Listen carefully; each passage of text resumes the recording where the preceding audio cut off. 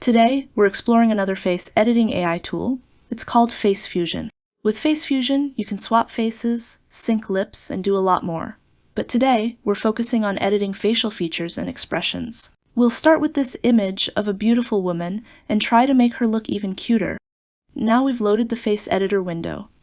This is the FaceFusion interface. Let's play around with some of the sliders. I'm turning the mouth pout and mouth purse sliders to the left.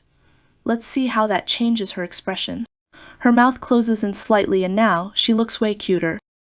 Let's compare the before and after. This is the original image R, and here it is after the edit. I'll reset the sliders to go back to the original, and then push them again to see the changes.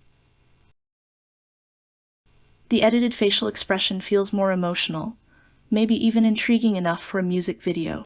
Now let's try a new image. I'll adjust the sliders. No.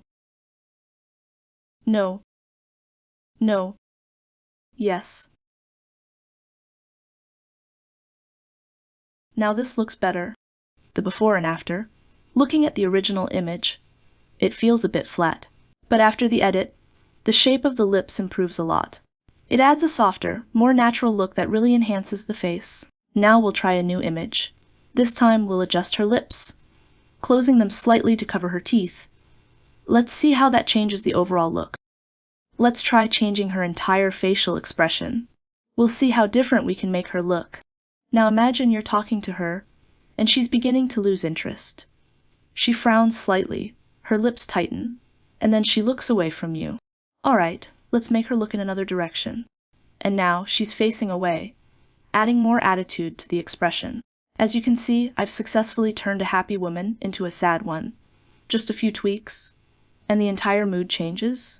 And that's how I edit and refine thumbnail images and character photos into expressive, detailed faces using FaceFusion. If you want to run this on your own machine, good news. It's completely free. You just need to know how to install it using Conda. I'll drop the link in the description below.